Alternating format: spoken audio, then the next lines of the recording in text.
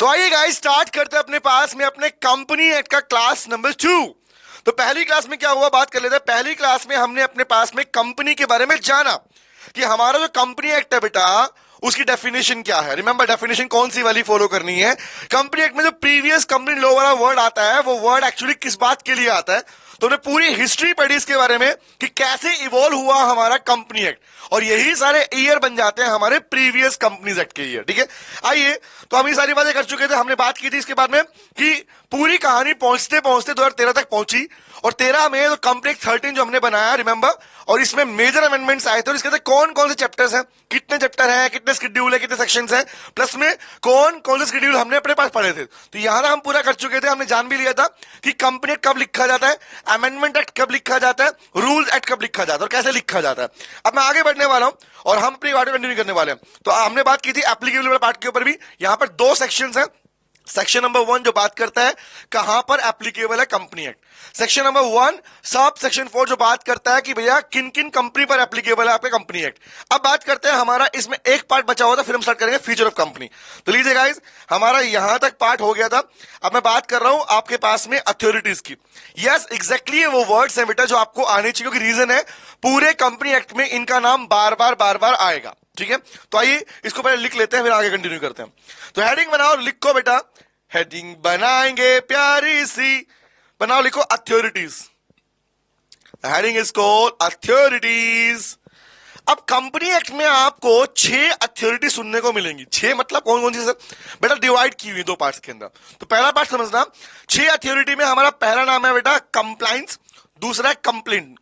तो first authority में हम बात करेंगे हमारे पास में फर्स्ट कि कौन कौन सी ऐसी अथॉरिटीज हैं जो कंपनी एक्ट के प्रोविजन को फॉलो करवाती हैं।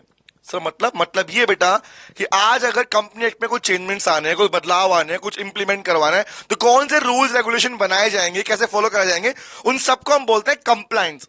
कंप्लायंस का मीनिंग ही होता है बेटा पूरा करवाना, फुलफिल करवाना। किसी चीज को फुलफिल कराने को बोलते हैं कंप्लाई, कंप्लायंस बोलते हैं। और ये वर्ड आपको आगे भी बहुत बार सुनने को मिलेगा। कंप्लाई मतलब भैया कि आपने फुलफिल किया या नहीं किया, रिमेंबर। तो कंप्लाई में ना पूरा करवाना। अब कंप्लायंस में आपके पास अथॉरिटीज है। फिर हम बात करेंगे अपने पास में कंप्लेंट की। कल को मान लो मेरा किसी कंपनी के साथ प्रॉब्लम हो गया, मैं एम्प्लॉय था कंपनी का, मैं इन्वेस्टर था कंपनी का, और मुझे उस कंपनी के साथ प्रॉब्लम हो गया और वो कंपनी मेरा पैसा खा गई। तो ऐसे केस में मैं क्या करूंगा, मैं करूंगा कंप्लेंट।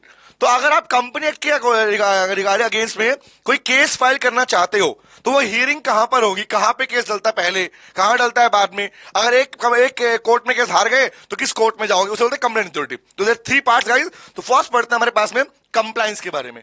तो कंप्लायंस मतलब भाई आपके पास में कैसे फॉलो होगा आपका कंपनी एक्ट, उसके प्रोविजन। तो यहां पर आपके पास 3 लेवल है। फर्स्ट लिखो नेशनल लेवल के ऊपर कौन सा, Who is the authority? Who is the what आएगा? Who is the compliance authority at national level? मतलब इन शॉर्ट अगर पूरे देश की बात करें तो नेशनल लेवल के ऊपर कंपनी एक्ट के प्रोविजन को कौन फॉलो करवाएगा और कौन बनाएगा। तो बात करेंगे हमारे पास में फर्स्ट इज नेशनल अथॉरिटी, कौन सी है, नंबर 2। उसके बाद डिवाइड किया हुआ हिस्सा है नेशनल के बाद में आपका रीजनल। यस एग्जैक्टली, कौन सा है, second is called regional. Sir regional बोले तो आप जानते हो आपके भारत देश को 7 रीजन्स में डिवाइड किया हुआ है। सर कैसे, मतलब एक तो हो गया नेशनल वाला पार्ट, ठीक है, दूसरा क्या हो गया भाई, east west north south, north east north west south east, है ना, साथ ही तो है, नक्शा तो यही है ना। आपको बोले सर नॉर्थ साउथ वेस्ट क्यों नहीं है, भैया है ही नहीं नक्शा, तो ऐसे ये थोड़ी बनाओगे, नक्शा ऐसे बना दोगे। तो point is called there 7 reasons, 7 हिस्सों में डिवाइड किया। हम कहां रहते हैं, हम नॉर्थ में रहते हैं, रिमेंबर। तो पॉइंट इज नॉर्थ है, नॉर्थ ईस्ट है, साउथ ईस्ट है। तो पॉइंट क्या है, ऐसे 7 रीजन में डिवाइड किया गया पूरा भारत देश। तो 7 रीजन के अंदर कंपनी एक्ट को प्रोविजन को फॉलो करवाने के लिए अलग अथॉरिटी, उसे बोलते हैं रीजनल डायरेक्टर, पढ़ेंगे। उसके बाद में अगली अथॉरिटी कौन सी है, जिसका नाम तो हम बार बार सुनेंगे, बार बार नाम आएगा, और ये डायरेक्ट नाम कंपनी एक्ट का कोई भी ऐसा सिंगल प्रोविजन नहीं होगा जहां पर इसका नाम ना आए, उसे बोलते हैं स्टेट लेवल के ऊपर। तो भैया स्टेट लेवल के ऊपर कौन सी अथॉरिटी है जो कंपनी के प्रोविजन को फॉलो करवाती है, वो हमारी बनेगी बेटा नंबर 3। तो आओ बात करते हैं, लिखते हैं। फर्स्ट सुनना, कंप्लायंस मतलब नेशनल लेवल के ऊपर कौन सी अथॉरिटी, तो नाम लिख लो, लिखो सेंट्रल गवर्नमेंट। सर ये तो हमें पता है, नहीं बताऊंगा, इसमें बातें करने वाले। सर नेशनल में कौन है, सेंट्रल गवर्नमेंट। बट मैंने आपसे लास्ट पूछा था कि बताओ कंपनी एक्ट में सेंट्रल गवर्नमेंट का मतलब क्या है, BJP, Congress, is it so? No, ये पार्टीज को सेंट्रल गवर्नमेंट नहीं बोलते। हमने पढ़ा था group of ministries, group of ministry is called central government, CG बोलते हैं इसको। और यस एग्जैक्टली आप भी अपने एग्जाम में अपने पार्ट में सीजी को शॉर्ट में लिख सकते हैं। यस कंपनी एक्ट ने हमें बताया है कि कौन कौन से वर्ड हम अपने पास में एब्रिविएटेड फॉर्म, शॉर्ट फॉर्म में लिख सकते हैं। उनमें से एक है सीजी, सेंट्रल गवर्नमेंट। हमने पढ़ा भी था कि कंपनी एक्ट में सीजी का मतलब क्या था।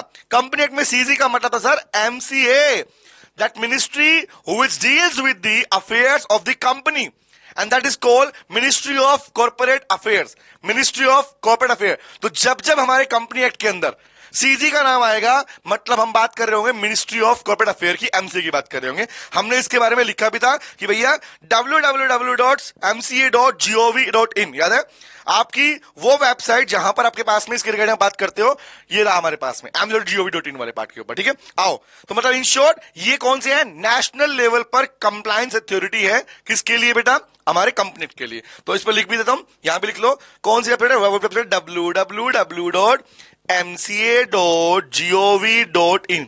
तो नेशनल लेवल के ऊपर अथॉरिटी नंबर 1 एमसीए। उसके अंदर रीजनल पे कौन है, मतलब ये जो 7 रीजन है, देयर आर 7 रीजन। आपके देश में 7 रीजन हैं और उन 7 रीजन को कौन डील करेगा, मतलब रीजनल कितने रीजन है, there are 7 region, there are 7 region, remember 7 region. तो आपके पास में इन 7 रीजन को कौन करेगा, तो नाम है बेटा लिखो रीजनल डायरेक्टर। यस एग्जैक्टली इसका नाम भी आगे आएगा, शॉर्ट में बोलते हैं आरडी। आरडी बोले तो लिख लो रीजनल डायरेक्टर, रीजनल डायरेक्टर, और ये नाम भी आएगा। तो इन शॉर्ट कौन सा है, ये है आपके पास में रीजनल। 7 रीजन। अगर आपके देश को डिवाइड किया 7 हिस्सों में तो हर एक रीजन का एक डायरेक्टर है।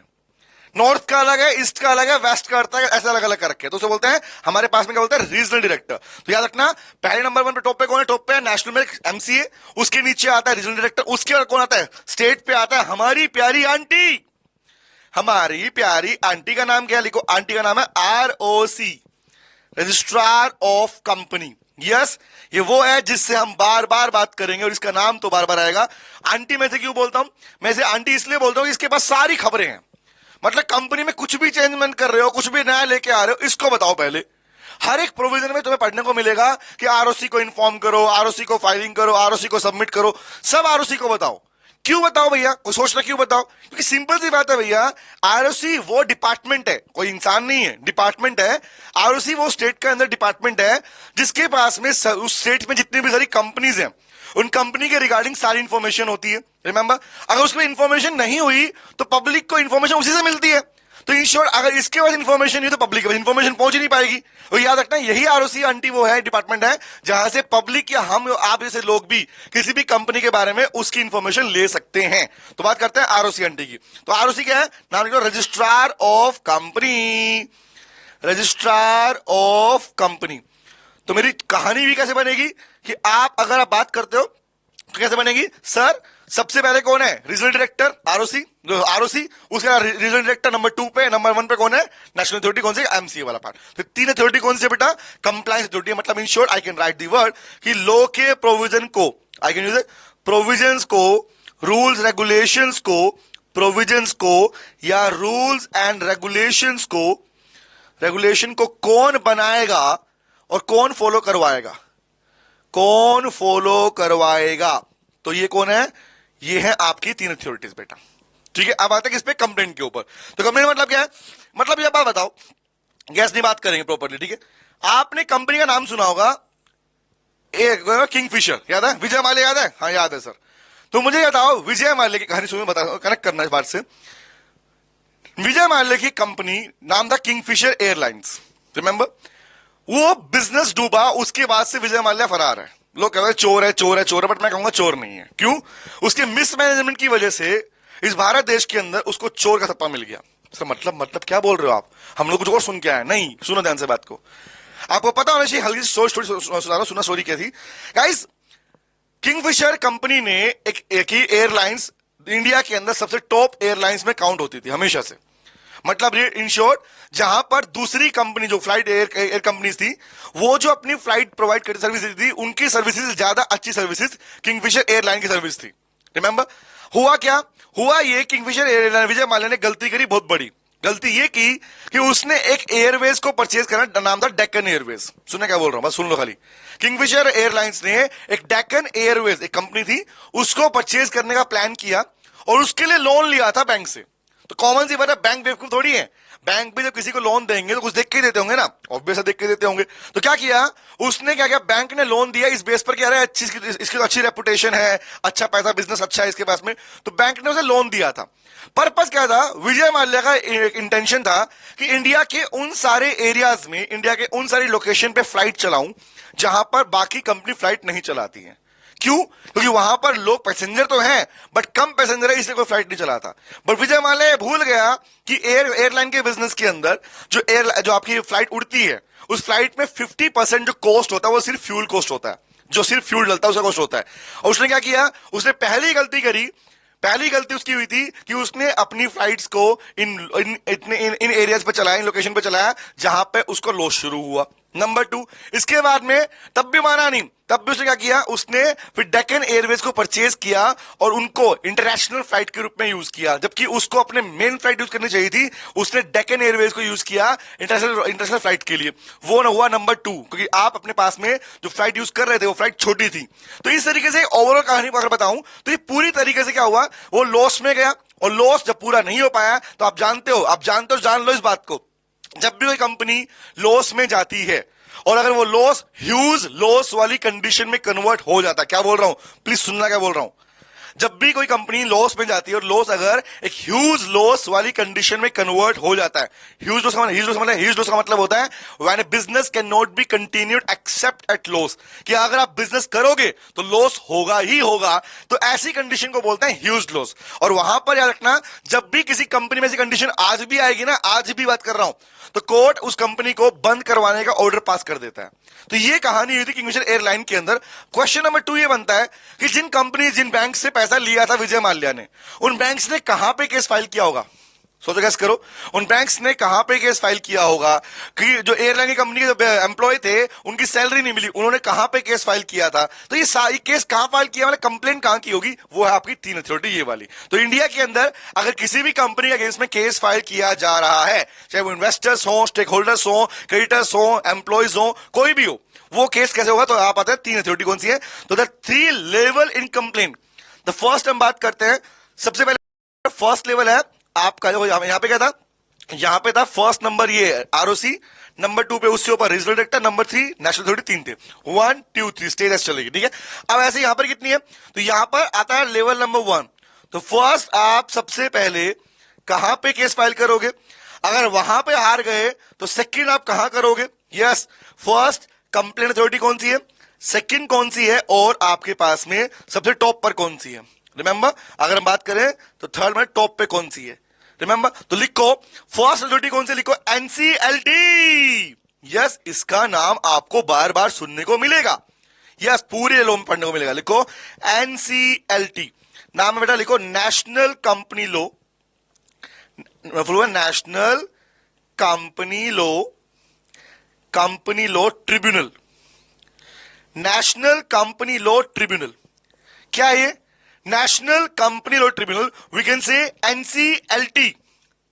याद रखना, कंपनी की कहानी के अंदर जब भी केस फाइलिंग की बात आएगी, और जब भी आप बोलो ना कोर्ट में केस फाइल करेंगे, कोर्ट, कंपनी एक्ट में कोर्ट का मतलब क्या है, कोर्ट का मतलब है बेटा NCLT, national company law tribunal.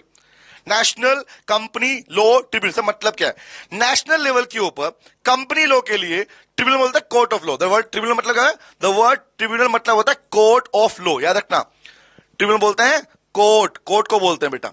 तो वो कौन सा कोर्ट है जो नेशनल लेवल के ऊपर कंपनीज की कंप्लेंट को डील करता है, आंसर है एनसीएलटी। ये हमारा फर्स्ट लेवल होता है, ठीक है। तो अगर कहीं पे अगर कोर्ट ऑफ लॉ मीनिंग पढ़ना मिले, या इवन आपको अगर लॉ में सिर्फ ट्रिब्यूनल वर्ड भी दिखे, तो ट्रिब्यूनल का मतलब भी क्या है, एनसीएलटी है, ठीक है।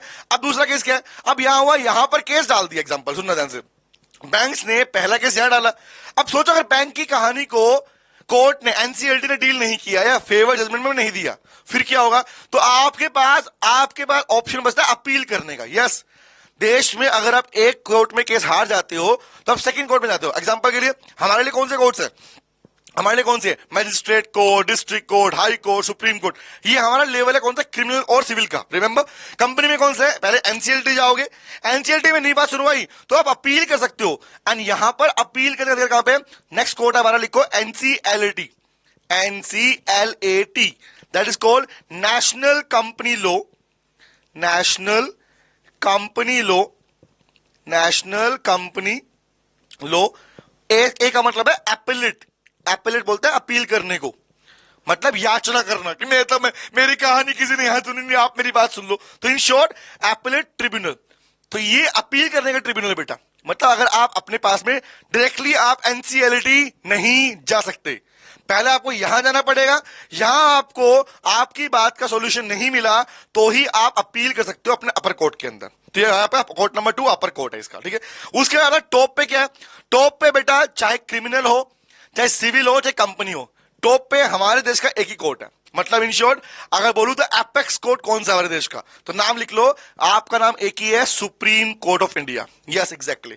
कंपनी एक्ट में भी यहां पर आपका टॉप लेवल कौन सा है? टॉप पे कौन सा बेटा? लिखो सुप्रीम कोर्ट। तो सुप्रीम कोर्ट ही आपका नेशनल लेवल पे कोर्ट है, जिसे हम बात करते हैं किसके बारे में सर? कि जहां पर आपके पास में चाहे सिविल हो, चाहे क्रिमिनल हो, इवन कंपनी एक्ट के प्रोविजन भी यहीं पर डील होंगे। तो कहने का मतलब क्या है? कहने का मतलब कहानी है कि पहले इसमें जाओगे, यहां सुनवाई नहीं हुई, यहां सुनवाई तो इसमें जाओगे, और यहां नहीं हुई तो टॉप पे जाओगे। तो 3 लेवल्स गाइस, ये हमारे देश में हाईएस्ट कोर्ट है, सुप्रीम कोर्ट हाईएस्ट कोर्ट है, इससे ऊपर कुछ नहीं है, इससे ऊपर देश में कुछ नहीं है। मतलब अगर कोई जजमेंट अगर इस कोर्ट ने दे दिया तो भारत देश के अंदर तुम्हारे पास कोई और अधिकार नहीं है कि तुम कहीं और जा सकते हो। लेकिन लेकिन लेकिन यहां एक्सेप्शन लो, तो ये तो हमारे इंडिया की बात है पूरी पूरी, ठीक है। Apart from this, for the sake of knowledge, knowledge के पॉइंट से तो मैं बता रहा हूं कि लेट सपोज मान लो सर कोई बाहर की कंपनी एमएनसी, जैसे वोडाफोन आइडिया, रिमेंबर सुनना, वोडाफोन कंपनी के साथ में केस चला भारत देश का, रिमेंबर, कि उसने कंपनी परचेज करी, एक हल चलानी कंपनी हुआ करती, कंपनी परचेज की केमन आइलैंड से। सुनना कहानी, कभी पढ़ना हो केस के बारे में, और वो टैक्स के रिगार्डिंग केस स्टडी तुम्हारी। सर वहां पर क्या है, उसने टैक्स पे नहीं किया था, तो यहाँ पे केस चला टैक्स भरने के लिए। तो वोडाफोन ने पहले क्या गया, वोडाफोन पहले गया इसके अगेंस्ट, यहाँ पे एनसीएलटी में गया, यहाँ पे हारा, एनसीएलटी में गया, सुप्रीम कोर्ट के पास गया। तो ऐसे करके वोडाफोन आगे तक पहुंचा, लेकिन उसको अगर यहां भी सॉल्यूशन नहीं मिला तो कहां गया? पता है कहां गया? आगे रखना, इंटरनेशनल लेवल पे कोर्ट है, कौन सा? लिख लो। अगर किसी देश के अंदर कोई सॉल्यूशन नहीं होता, किसी देश का अगर कोई कोर्ट सिस्टम किसी कंपनी को हेल्प नहीं करता, तो क्या करेगा? उस केस में वो इंटरनेशनल लेवल के कोर्ट पे जा सकता है। तो क्या बोलते हैं? इंटरनेशनल कोर्ट ऑफ जस्टिस, नाम लिख लो इसका। ये आपको नाम पता होना चाहिए, आप एग्जाम में कभी पूछेगा नहीं, बट आपको पता होना चाहिए, ठीक है। कौन सा? अगर सुप्रीम कोर्ट में कोई केस हार जाती कंपनी, तो कंपनी कहां जाएगी? कंपनी जाएगी बेटा इंटरनेशनल कोर्ट ऑफ जस्टिस। ये कौन सा है? इट इज इंटरनेशनल फोरम, ये आपका इंटरनेशनल लेवल कोर्ट है, और ये कहां पर है? नीदरलैंड के अंदर है। इट इज नीदरलैंड, देश कौन सा है? नीदरलैंड। तो नीदरलैंड के देश के अंदर ये कोर्ट हमारे सिस्टम है। और याद रखना, जब भी खासकर कोई भी ऐसा नहीं मेरा मन क्या मैं चला जाऊं, नहीं, ऐसा नहीं होता। ये कोर्ट डिसाइड करता है कि कौन सी कंपनी केस ला सकती है। तो अगर कोई एमएनसीज वगैरह होती है ना, वही जा पाएंगी, हर एक कंपनी वहां पे नहीं जा सकती।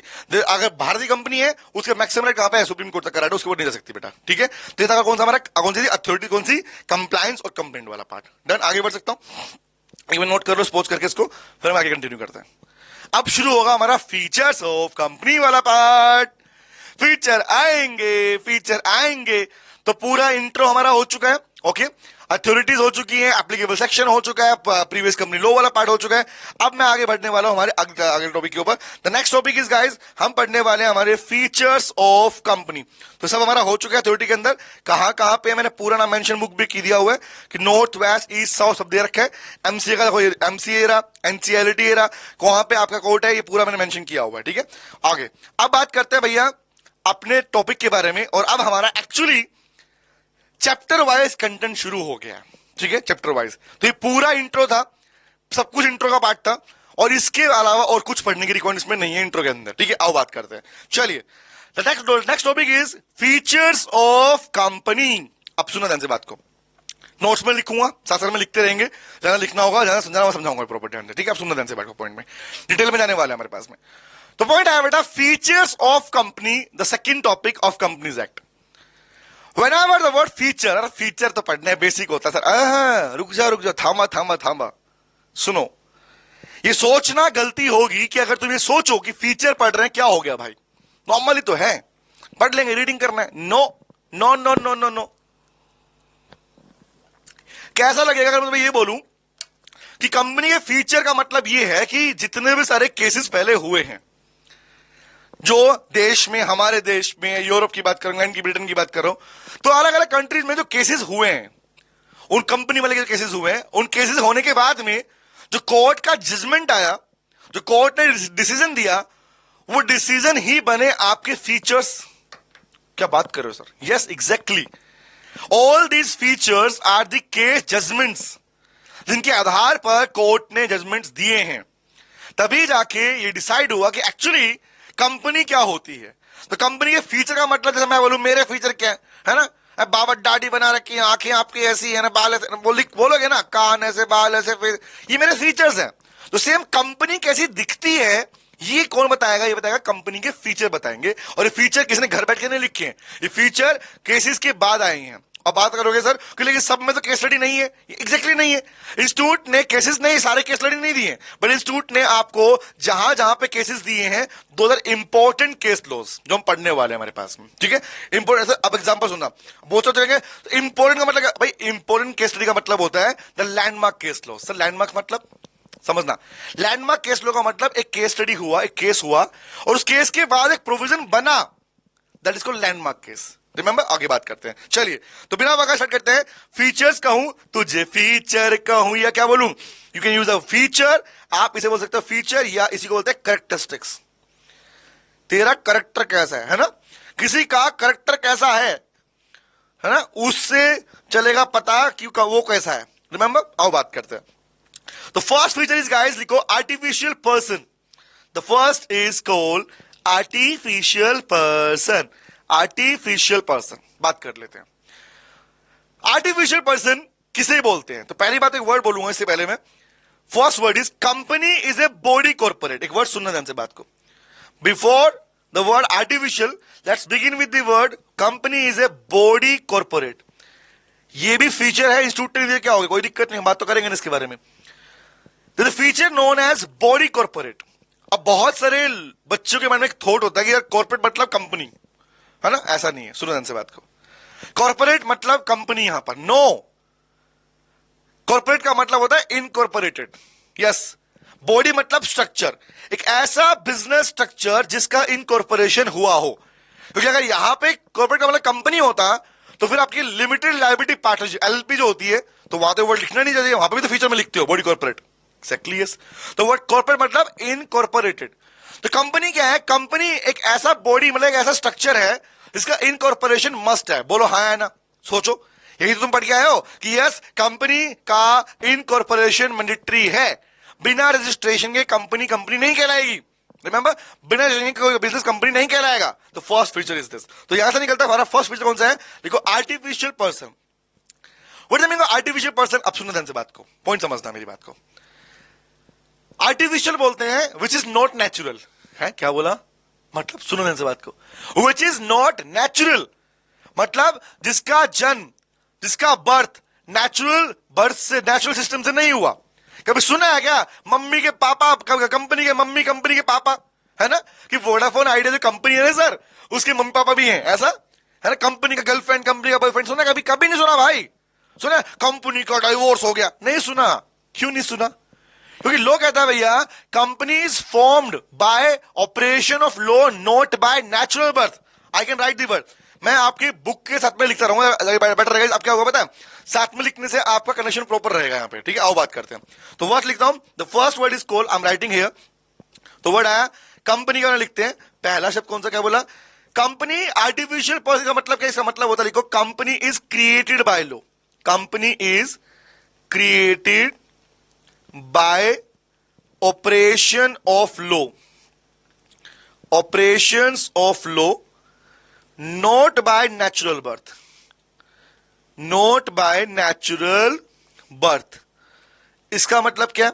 इसका मतलब ये है मेरे लाल, सुनना, कंपनी का क्रिएशन, कंपनी की फॉर्मेशन लॉ के ऑपरेशंस के थ्रू, ऑपरेशन का चीरफाड़ वाली नो, यहां पे ऑपरेशन का मतलब होता है बेटा रूल्स एंड रेगुलेशन। वो रूल्स रेगुलेशन जो कंपनी एक्ट में, लॉ मतलब कंपनी एक्ट में लिखे हुए हैं, किसके रिगार्डिंग? कंपनी के लिए। तो I can use the word operation मतलब वो रूल्स रेगुलेशन, रिमेंबर, जो लिखे हैं कंपनी के एक्ट के अंदर इनकॉर्पोरेशन के लिए। तो इन शॉर्ट, अगर कोई बिजनेस कंपनी के इनकॉर्पोरेशन वाले प्रोविजन को फॉलो करता है, उस रूल को देख के बनाया गया है, तो उस बिजनेस को आप कंपनी कहोगे। तो पहला वर्ड क्या है? कंपनी बाय लॉ, ना कि बाय नेचुरल बर्थ। ये थोड़ी होता है अले ले ले ले कंपनी पैदा हो गया, अले ले ले, सुनते हो नहीं? बोलता ना कि देखो कितनी प्यारी कंपनी पैदा हुई है ना? अरे सुनते हो बबलू के पापा, सुन रहे हो बाबा? कंपनी सुना है कभी? कभी नहीं सुना तुम लोगों ने। व्हाट इज इसका मतलब क्या है भाई? जैसे हम तुम पैदा हुए, ऐसे थोड़ी पैदा हुए कंपनी। कंपनी का क्रिएशन, कंपनी का formation by the operation of law होता है। इसका मतलब क्या है? इसका मतलब साफ साफ ये है सॉरी, कि मतलब कंपनी एक्ट में लिखे हुए प्रोविजन के अकॉर्डिंग ही बनाया गया। Number one. नंबर टू, और मीनिंग क्या है? अब यहां बोला इसीलिए इसे बोलते हो आर्टिफिशियल पर्सन। दूसरा वर्ड क्या है? अब आर्टिफिशियल कहने का मतलब क्या? अब वर्ड है सुना, आर्टिफिशियल बोले तो आर्टिफिशियल मतलब not by natural birth. Natural birth से नहीं हुआ। बट वर्ड पर्सन लिखा है, इसका मतलब क्या है? तो पर्सन तो लिखा है यहां पे, हम भी तो पर्सन, ये भी तो पर्सन भैया। हाँ, पर्सन मतलब होता है इट इज हैविंग एग्जिस्टेंस, लिख लो, but it is having existence in the eyes of law, existence in the eyes of law, but कानून की नजरों में इसका एग्जिस्टेंस होता है। मतलब इसका मतलब क्या हुआ सर? भाई एक बात बताओ, जिस तरह तुम और मैं इस देश में रहते हैं और हमारे पास यहां पर कुछ राइट्स हैं, कुछ ऑब्लिगेशंस हैं, कुछ ड्यूटीज हैं, सेम उसी तरीके से कि कंपनी को भी अगर पर्सन बोला गया है, तो इसका मतलब ये नहीं हुआ क्या कि कंपनी के पास भी वो राइट्स एंड ऑब्लिगेशंस हैं? यस है। एग्जांपल के लिए मान लो, अगर हम और तुम नेचुरल पर्सन होते हुए कॉन्ट्रैक्ट कर सकते हैं, तो कंपनी भी कर सकती है। हम और तुम अगर कोई इस देश में प्रॉपर्टी खरीद सकते हैं अपने नाम से, कंपनी भी खरीद सकती है। हम और तुम एक दूसरे पे केस फाइल कर सकते हैं, तो कंपनी भी कर सकती है। Company can be should and can shoe other also. इसीलिए कहा गया company is an artificial person. तो फर्स्ट फीचर कौन सा है? कंपनी नेचुरल पर्सन नहीं है, बट कंपनी आर्टिफिशियल पर्सन होती है। Is it clear? क्लियर? आगे बढ़ो, आगे बढ़ते हैं। अब पढ़ना क्या? पढ़ना, रीडिंग करना, रीडिंग। तो आप समझना, माय टारगेट इज कि आपके जो नोट्स के पार्ट हैं वो भी हम कवर करते चले साथ में, ठीक है? पढ़ना, कह रहा पढ़ना, company comes into existence bye operation of law. मैंने मीनिंग पढ़ा दिया। Operation of law simply means by following, लिख लो। इसका मतलब होता है बाय फॉलोइंग। बाय फॉलोइंग कैसे हुआ? By following the rules and regulation. जो रूल रेगुलेशन लॉ में लिखी हुई है उसको फॉलो करके बनाया गया। Number one. नंबर टू, और क्या पढ़ना? कह रहा सर, आफ्टर इनकॉर्पोरेशन, कंपनी जब पैदा हो जाती है, एक company is granted certain rights and obligation. तो कंपनी को कुछ सर्टेन राइट्स और ऑब्लिगेशन मिल जाते हैं। बिकॉज ऑफ, क्यों कह रहा है? As of that a person the company is artificial person. इसीलिए जब राइट्स एंड ऑब्लिगेशन मिलते हैं, तो आज इस देश में किसको दोगे राइट ऑब्लिगेशन? हमें मिलते हैं ना, यस। तो जैसे हमको मिलते हैं, लॉ ने कंपनी को भी राइट्स ऑब्लिगेशन दिए आफ्टर इनकॉर्पोरेशन, पैदा होने के बाद में। तो इन शॉर्ट कहने का मतलब क्या है? इसीलिए उसे आर्टिफिशियल पर्सन कहा जाता है, क्योंकि सिंपल सी बात, और बताओ सिंपल सी बात, उसका क्रिएशन हुआ बाय लॉ के ऑपरेशन से, और उसे राइट ऑब्लिगेशन भी मिल जाते हैं यहां पे हमारे पास में। क्लियर है? आगे बढ़ो, आगे आते हैं। तो फर्स्ट क्लियर है, कंपनी आर्टिफिशियल पर्सन होती है। आगे आते हैं। Number two is called, number two बोला भैया separate legal entity. Most important, लिख लो इसके ऊपर, it is very very very very very very very very very important. But apart from this, इसमें कुछ बातें और बोलने वाला हूं, पर सुना ध्यान से बात को। यहां पर आप बोल रहे हो आर्टिफिशियल पर्सन, तो यहां पर मैं कुछ एग्जांपल अगर लिखना चाहूं तो मैं क्या लिख के एग्जांपल के लिए? क्या तुम मुझे बताओ, क्या मैं इसमें ये बातें ऐड कर दूं कि यस लिखो, a company can buy property in its own name? है ना? सोचो ना, क्या कंपनी खुद के नाम से प्रॉपर्टी खरीद सकती है? हाँ, अब बताओ ना, मुझे बताओ, रिलायंस की जितनी भी सारी बिल्डिंग्स हैं, गाड़ियां हैं, वो किसकी हैं? अंबानी फैमिली की है, रिलायंस की है? सर रिलायंस की है। सीओसी एजुकेशन की बात कर लेता हूं। यहां पर भैया प्रैक्टिकली मुझे बताओ, जो टेबल है, बोर्ड है, कैमरा है, किसके हैं?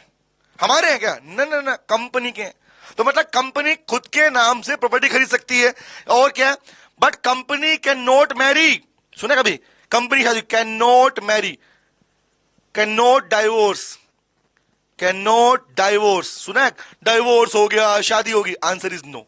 तो मतलब जो नेचुरल पर्सन कर सकता है वो सब कुछ तो नहीं है, बट कुछ फीचर ऐसे हैं, प्रॉपर्टी खरीदना, केस डालना, कॉन्ट्रैक्ट करना, डीलिंग्स करना, वो सब कुछ कंपनी कर सकती है, इसीलिए उसे कहते हैं आर्टिफिशियल पर्सन बोलते हैं। बेटा क्लियर है? बोलो बोलो बोलो, क्लियर है? डन डन डन, आगे बढ़ो, चले आगे आते हैं।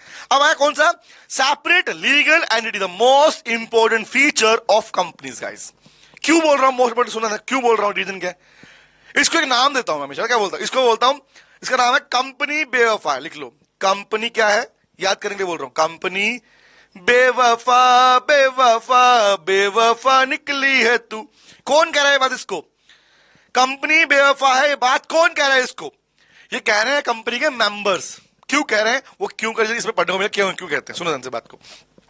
दो वर्ड आया, सेपरेट लीगल एंटिटी। सेपरेट का मतलब होता है अलग। समझ लो, जब पढ़ रहे हो लो, सीखो, पहले सिखा रहा हूं, ठीक है? सुनना सीखना पहले। जैसे यहां पढ़ा आर्टिफिशियल पर्सन, तो पर्सन का मतलब राइट्स तो है, ऑब्लिगेशन भी है, बट कौन सा है पर्सन है? आर्टिफिशियल है, नेचुरल बर्थ नहीं हुआ, कंपनी ऑपरेशन से, लॉ से बना, रिमेंबर ऑपरेशन से बना है। आगे आता हूं, ऐसे में यहां पर आया सेपरेट लीगल एंटिटी।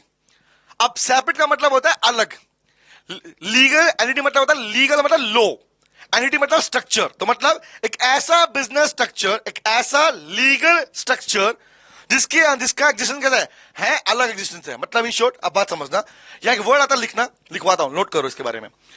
बोला भैया जिन मेंबर्स ने कंपनी को बनाया होता है, अब बताओ ना, प्रमोटर्स थे, रिमेंबर, जिन लोगों ने कंपनी को बनाया। मान लो एग्जाम हमारी बात करता हूं, हमने एक कंपनी बनाई, तो कंपनी के बनाने से पहले कितने सारे काम होते हैं भाई? बहुत से काम, डॉक्यूमेंट रेडी करने हैं, एमओए रेडी करना है, ए रेडी करना है, परमिशन लेनी है, बहुत कुछ करना पड़ता है, बैंक अकाउंट को खोलना पड़ता है, प्रोफेशनल हायर करना पड़ता है, कितना सारा काम होता है।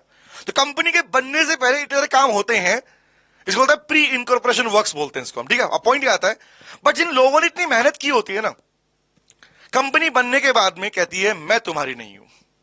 मतलब मतलब मतलब मतलब मतलब द मेंबर्स, मतलब लिख लो, मतलब क्या है? इट मीन्स क्या? The members of the company, the members, कौन से member?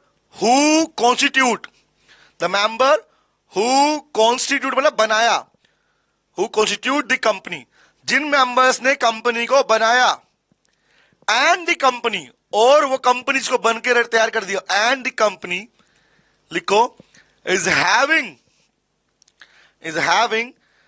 Different existence in the eyes of law. क्या बात कर रहे हो सर? मतलब जिसने उसे बनाया वो अलग है उससे? Yes, existence in the eyes of law, in the eyes of law. इस बात को समझने के लिए एक बात समझो, सोचो यार, मैंने अपने घर के नीचे एक दुकान खोली, छोटी शॉप खोली, तो क्या करूं, खाली बैठा कुछ काम कर लूं। तो मैंने अगर मान लो, सोचो तुमने अपने घर के नीचे एक शॉप खोली, तुम ही उसके मालिक हो, तुम ही करता धरता हो, तुम ही क्लीनिंग करता हो, तुम ही सामान बेचते हो, तुम ही सब कुछ करते हो, ठीक है? बिजनेस खोला, छोटा सा बिजनेस खोला, शॉप खोल के बैठ गया। Who I am sole proprietor. सुनना क्या बोल रहा हूं, who I am sole proprietor, क्या अकेला व्यक्ति है? तो क्वेश्चन है, आप पढ़ के आए हो, बचपन स्कूल टाइम पढ़ के आए हो कि ऐसा बिजनेस जो सोल प्रोप्राइटर नेचर का होता है, वहां पर वो बिजनेस तब तक चलेगा जब तक इंसान जिंदा है। इंसान गया, बिजनेस भी गया, सिंपल सी बात है। Remember my point is guys, सुनना मेरी ध्यान से बात क्या बोल रहा हूं। इसका मतलब ये हुआ कि कंपनी का जो मेरा शॉप है, वो शॉप का बिजनेस और मैं दोनों आपस में जुड़े हुए हैं। रिमेंबर, मैं उससे पैसा निकाल सकता हूं अपने खर्चे के लिए, जो पैसा उसमें है मैं यूज कर लूंगा, उसमें खर्चा मैं करूंगा। तो पॉइंट इज हम दोनों कनेक्टेड है, बट लेकिन कंपनी में ऐसा नहीं होता। कंपनी कहती है जिन मेंबर्स ने कंपनी को बनाया होता है, जिन्होंने उसे बनाया, कंपनी कह रही है उन दोनों का अलग एग्जिस्टेंस होता है। अलग मतलब, अलग का मतलब होता है कंपनी की लायबिलिटी अब कंपनी की है, मेंबर्स की नहीं है। कंपनी की प्रॉपर्टी कंपनी की है, मेंबर्स की नहीं है। यस यस एग्जैक्टली, मतलब in short the property of the company belongs to the company only, not to the member. बेशक मेंबर ही खरीद के लेके आए उसके लिए प्रॉपर्टी, वो फिर भी वो मेंबर्स की नहीं होती है। आज कोई ये बोले कि रिलायंस कंपनी का जो हेड ऑफिस है ना, बिल्डिंग खड़ी है मुंबई के अंदर, या भारतीय एयरटेल कंपनी दिल्ली में जो बिल्डिंग है वो उसके मालिक की है। No, that belongs to the company, not to the member. जिन्होंने बनाया उनकी नहीं है वो वो उनकी नहीं है, वो कंपनी की कहलाएगी भाई। एग्जाम्पल पूछो, रिप्लाई करना, सोचना ध्यान से।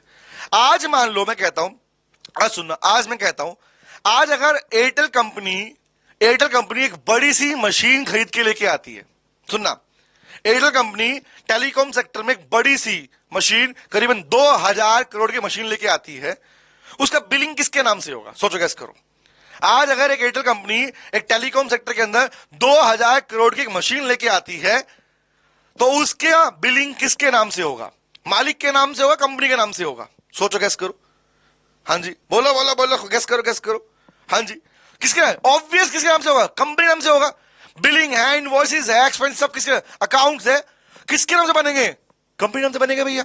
तो पॉइंट कहने का मतलब पढ़ना कि भैया इसका मतलब क्या है? मेंबर तो कंपनी जिन्होंने बनाया वो और कंपनी क्या होती है, दोनों अलग अलग होते हैं। अलग मतलब उनका लोग की नजरों में अलग एग्जिस्टेंस होता है। लिखा पढ़ना, having different existence in the eyes of law. इसका मतलब क्या है? इसका मतलब ये होता है, आइज ऑफ लॉ का मतलब क्या है? आइज ऑफ लॉ का मतलब होता है कानून इन्हें दोनों को अलग एंगल से देखेगा कि मेंबर अलग है, इसकी लायबिलिटी अलग होती है, कंपनी अलग है, इसकी लायबिलिटी अलग होती है, इसके राइट अलग, इसके राइट अलग होते हैं। तो लॉ भी तुम्हें ऐसे ट्रीट करता है। इसका मतलब सेपरेट लीगल एंटिटी बोलते हैं इसको। पढ़ने का लिखा है, और इस बात को डिटेल में समझने के लिए हमें पढ़ना पड़ेगा कौन सा केस, ये वाला केस पढ़ना पड़ेगा। ठीक है, अब बात करते हैं। पढ़ने का लिखा है, फर्स्ट पढ़ते हैं। बोला company separate entity and artificial person known by its own name, obvious खुद जानी जाती है। Members can not in any way claim to be the same of the company. Yes, member same, ये नहीं बोला कंपनी मतलब मैं, नो नो नो, कंपनी अलग तू अलग भाई। रिमेंबर, वो खुद को कंपनी के नाम से क्लेम नहीं कर सकते कि मैं ही कंपनी हूं ना, कंपनी अलग है भाई। आगे, a company is distinct and separate existing from the member who constitute, मतलब इन शॉर्ट जिन्होंने उसको बनाया, जिन्होंने उसे बनाया वो उनसे अलग है भाई। आगे अगला पॉइंट क्या है? अपॉन रजिस्ट्रेशन, कंपनी का रजिस्ट्रेशन होने का मतलब कंपनी का इनकॉर्पोरेशन होने के बाद में the association person become body corporate by the name contained in the memorandum of association। मतलब इन शॉर्ट आप उसके मेंबर्स हो भाई, और आपका नाम कंपनी के एमओए में लिखा जाएगा। इस तरह कुछ नहीं है। आप ये नहीं कह सकते कंपनी की प्रॉपर्टी मेरी, ना ना ना, कंपनी प्रॉपर्टी कंपनी की, कंपनी लायबिलिटी मेरी, नो। कंपनी के जो पैसा मांगने वाले कंपनी के हैं और लेटर, आपके लेटर नहीं है। सिंपल सी बात समझना। तो पॉइंट, इसी बात को समझने के लिए हमें पढ़ना पड़ेगा ये वाला केस स्टडी, ये वाला case study with famous case study.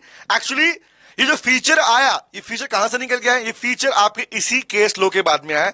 नाम है सलोमन वर्सेस सलोमन लिमिटेड। आओ बात करते हैं। तो भैया किसी भी केस स्टडी को पढ़ने के लिए I am giving you technique here guys, ठीक है? सुन लो ध्यान से, फर्स्ट केस हमारे पास में आया है, और किसी भी केस को आप एक ही पैटर्न में पढ़ोगे, एक ही पैटर्न में पढ़ोगे। कौन सा पैटर्न है? The pattern is called NSPC, NSPC. ये पैटर्न मैंने बहुत साल पहले बनाया था, मोर देन 10 ईयर्स हो चुके मेरे बात को, ठीक है?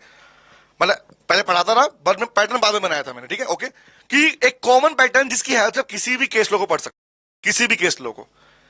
और ये 4 चीजें आपको हर केस में ढूंढनी होती हैं, नहीं मिलती याद करो, लिख सकते हो। पहला काम। दूसरा काम, एक सेकेंड, दूसरा काम क्या है हमारे पास में? दूसरा पार्ट क्या है? फर्स्ट पार्ट तो क्या बोला? The pattern is NSPC. नाम क्या है? N for name. सबसे पहले हर एक केस में नेम मिलेगा, मिलता है sir. S for story, story मिलेगी। P फॉर प्लेंटिफ, जिसने केस फाइल किया, and C for court judgement.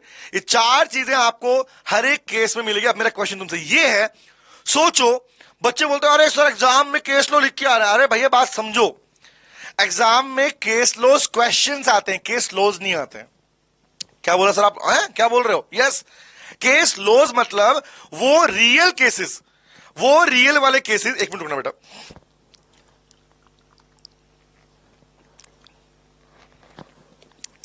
Case laws का मतलब होता है, केस लॉ का मतलब वो रियल केसेस जो एक्चुअली पहले हो चुके हैं और उनके बाद में कोर्ट ने जजमेंट पास किया था, केस लॉ बोलते हैं।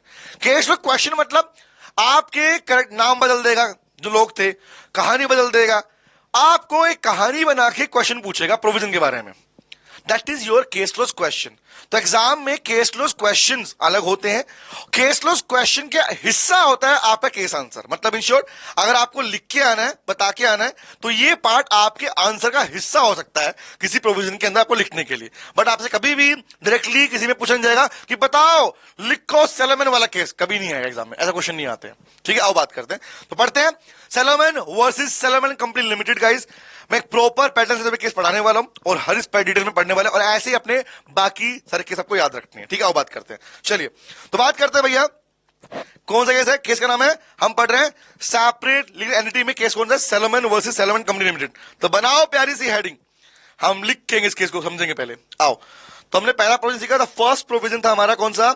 Artificial person, artificial person. दूसरा हमारे पास में है separate legal entity, separate legal entity. तो मीनिंग सीख ही चुके इसके बारे में कि भैया इन शॉर्ट सिंपल सी बात, द मेंबर्स और कंपनी दोनों अलग होते हैं। और इसी को सीखने के लिए प्लीज ये वाला ध्यान से सुनना, पॉइंट मैं बता रहा हूं।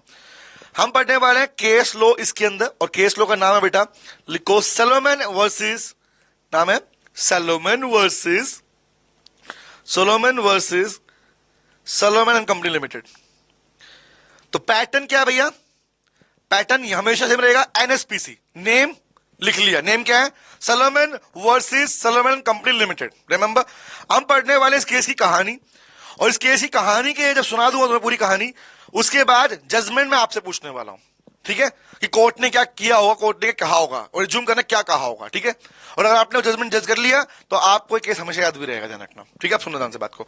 दूसरा क्वेश्चन मेरा सुनना कि जब भी कोई केस स्टडी पढ़ते हो, यहां दिए स्टोरी, दिख रही कहानी, दिख रही कहानी कहानी कहानी, इतनी कहानी याद करनी है क्या तुमको?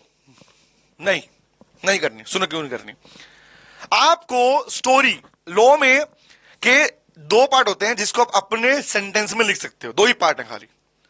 One is the story part of a case law and another is example of a case law. Yes, you can give the sentences as you want, बस सेंटेंस का मतलब ये नहीं कहानी बदल दोगे, कहानी सेम रखनी पड़ेगी। But I can not change the name of the case study, ना not change, I can not change the plaintiff जैसे केस फाइल किया, and even I can not change the court judgement.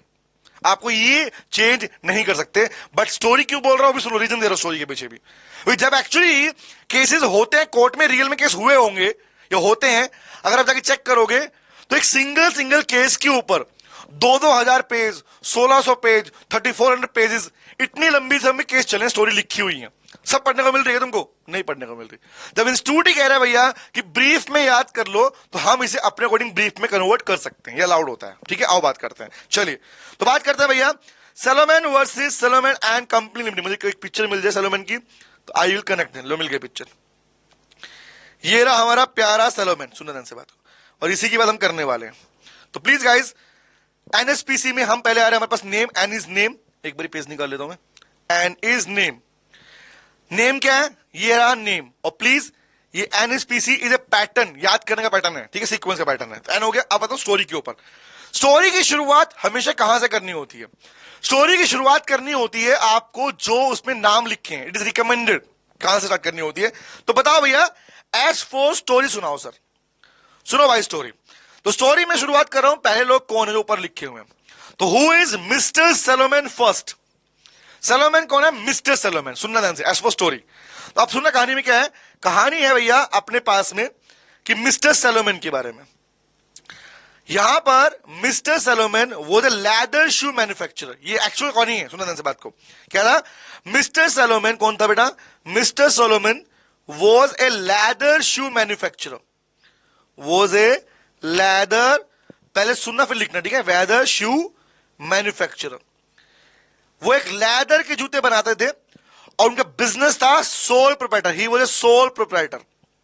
अच्छा भला बेचारा अपना काम कर रहा था, कहां से कंपनी खोल ली पता नहीं, देखो बताते हम। He was a sole proprietor of the company. मतलब मिस्टर सैलोमन लैदर के जूते बनाते थे और वो सोल प्रोप्राइटर का बिजनेस चला रहे थे, अच्छा चला रहे थे, ठीक है। कहां पे? अब सुनना ध्यान से बात को। क्या कर रहे थे? ये जो जूते वो बनाते थे बेटा, ये जूते वो बेचते थे कहां पे? ये इंग्लैंड की गवर्नमेंट को बेचते थे। मतलब इन शॉर्ट वहां की जो आर्मी थी, उस आर्मी के लिए वो शूज बनाते थे, जूते, और वो जूते वो गवर्नमेंट के आर्मी को बेचते थे, सेल करते थे। अच्छा वाला काम चल रहा था, अच्छा चल रहा था, ठीक है। अब हुआ क्या, एक दिन ख्याल आया सैलोमन को कि यार बहुत दिन हो गए काम कर रहा हूं, क्यों ना मैं अपने बिजनेस को एक्सपेंड कर लूं। मतलब मिस्टर सैलोमन थिंक्स कि क्यों ना मैं अपने बिजनेस को बढ़ाऊं, एक्सपेंड करूं। रिमेंबर, और अपने बिजनेस को एक्सपेंड करने के लिए उन्हें रिक्वायरमेंट थी पैसे की। क्या हुआ? बोला थोड़ा और पैसा चाहिएगा यार, इतने पैसे काम थोड़ी चलेगा। तो क्या किया मिस्टर सैलोमन, जो कि एक लेदर शू मैन्युफैक्चरर थे, जूते बेचते थे किसको? गवर्नमेंट को बेचते थे जूते बना के, सिंगल, बाहर नहीं बेचते थे, ओनली गवर्नमेंट टेंडर, गवर्नमेंट के टेंडर ही उठाते थे और उन्हीं को शू बेचते थे। तो ही उन्होंने प्लान किया कि क्यों ना मैं अपना बिजनेस एक्सपेंड करूं। सोचना बुरा थोड़ी है, हर बिजनेस में चाहता है अपना बिजनेस एक्सपेंड करना, बट अपने एक्सपेंशन के लिए ही नीड्स फंड्स। उन्हें चाहिए था भैया पैसा। प्लीज सुनना कहानी मेरे ध्यान से। क्या चाहिए था? उन्हें चाहिए था पैसा। और गाइस, जितनी चीज हम कवर करने वाले हैं कोई भी तुम्हें इस अकॉर्डिंग कवर नहीं करेगा। लिसन टू मी गाइस, इसलिए एक बार में सीखो, एक बार में याद करो, ठीक है? सुनना ध्यान से बात को। बिजनेस एक्सपेंड किया, फंड्स की रिक्वायरमेंट हुई, तो क्या हुआ? अब वो पैसे मांगने पहुंचे अपने कुछ पुराने दोस्तों के पास में कि देखो भैया, तुम मेरे प्यारे दोस्त हो ना, लाओ मुझे अपने बिजनेस को एक्सपेंड करना है।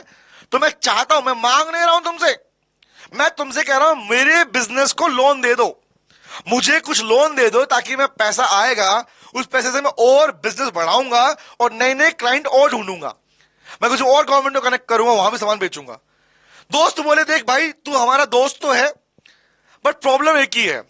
प्रॉब्लम ये है कि हम तुझे लोन दे भी दें, हम तुझे लोन दे भी दें, बट यार तेरा बिजनेस ना, तेरा बिजनेस का जो मॉडल है ना, वो है सोल प्रोवाइडर वाला। और ये बात तो हम भी जानते हैं कि सोल प्रोवाइडर बिजनेस का मॉडल का रूल होता है कि भैया जब तक मालिक है तब तक बिजनेस है, मालिक गया बिजनेस भी खत्म हो गया, ये रूल कहता है, रिमेंबर। तो सॉरी यार, देना चाहते हैं पर पत्थर दिल पे रख के हम तब भी तक दे नहीं पाएंगे। दे denied to pay the amount to mister सेलोमेन, ये बात बोलकर कि अगर तेरी कंपनी होती तो शायद हम तुझे दे देते, क्योंकि रीजन कंपनी में पैसा नहीं डूबता है, तू मर भी जाएगा तो पैसा मिल जाएगा तेरी प्रॉपर्टी से हमको, ये उन्होंने बोला उसको। और ये बात सेलोमेन को इतना दिल पे लगी, उसने बात दिल पे ले ली। अब उसने बोला अब तो बदला लूंगा, अब उसने बदला लेने वाला पार्ट पे आ गया। क्या किया अब सुनना आगे। मिस्टर सेलोमेन को पैसा नहीं मिले, मतलब दे denied to pay the amount mister सेलोमेन, fund नहीं मिले। अब सेलोमेन ने लगाया दिमाग, और यहीं पे दिमाग बना बाद में केस। सुना दिमाग क्या लगाया। अब सेलोमेन ने प्लान किया, बोला अच्छा अगर ऐसी बात है कि कंपनी बनाने से, क्या बोला सर? बोला अच्छा ऐसी बात है कि कंपनी बनाने से पैसा मिल जाएगा, इन्होंने पैसा नहीं दिया, चलो कंपनी बनाता हूं। तो क्या किया मिस्टर सेलोमेन, जो कि था एक leather shoe manufacturer, he formed Mister Salomon formed a company. उस दिन उसने कंपनी बनाई, फॉर्म्ड ए कंपनी, और कंपनी का नाम रखा बेटा Salomon and company limited. Yes, ये कंपनी मिस्टर सेलोमेन एंड ने ही बनाई थी, ये कंपनी मिस्टर सेलोमेन ही बनाई थी। और कहीं ध्यान रखना, हमारा फर्स्ट चैप्टर जो चलता रहेगा इस पे मैं थोड़ा टाइम एक्स्ट्रा लेता हूं हमेशा। ध्यान रखना, फर्स्ट चैप्टर में फंडामेंटल्स होते हैं, बेसिक्स होते हैं, इसलिए मैं इस चैप्टर पे थोड़ा टाइम एक्स्ट्रा लेता हूं हमेशा। ध्यान रखना, ओके? ये फ्लो बन जाएगा पक्का, आगे बहुत स्पीड में चलने वाला प्रॉपर बन जाएगा, ठीक है? सुनो से बात को। सेलोमेन ने कंपनी बनाई, सेलोमेन एंड कंपनी लिमिटेड। अब एक बात समझना, जब कोई कंपनी बनती है, तुम सोचे देखो यहां वर्ड क्या लिखा है बेटा, क्या यहां वर्ड लिखा है? इट इज लिमिटेड और प्राइवेट लिमिटेड। ये वर्ड लिखा है लिमिटेड, मतलब ये पब्लिक कंपनी है। और आप जानते हो पब्लिक कंपनी में मिनिमम नंबर ऑफ मेंबर 7 होते हैं, प्राइवेट में 2 होते हैं, पब्लिक में 7 होते हैं। ये बात तो पता है ना, ऑब्वियस सी बात है। तो क्या किया, जब कंपनी बना तो मेंबर भी चाहिए थे। तो सेलोमेन ने क्या किया, बोले मेंबर कहां से लाऊं? बोले कोई बात नहीं, घर के लोग तो है ना। तो सेलोमेन ने क्या किया, इस कंपनी के अंदर 7 लोग। पहला कौन? खुद मिस्टर सेलोमेन। दूसरा कौन? मिस्टर सेलोमेन की प्यारी सी पत्नी अर्धांगिनी, मिस्टर सेलोमेन की पत्नी। नंबर 2, सेलोमेन के 4 बेटे थे, 4 बेटे थे, वो 4 बेटे, और सेलोमेन की एक प्यारी सी बेटी भी थी, एक वो बेटी। अब सुनो ध्यान से बात को। सेलोमेन ने पता लगा कि 7 लोग चाहिएंगे, वो 7 लोग कहां से लाऊं? बोला 7 लोग मेरे पास ऐसे ही 5 बच्चे हैं, एक बीवी एक मैं हूं। ये 7 लोग बने इसके first members. This are the first members. पहले ये 7 मेंबर बने इस कंपनी के, और फाइनली सेलोमेन ने कंपनी खोल दी।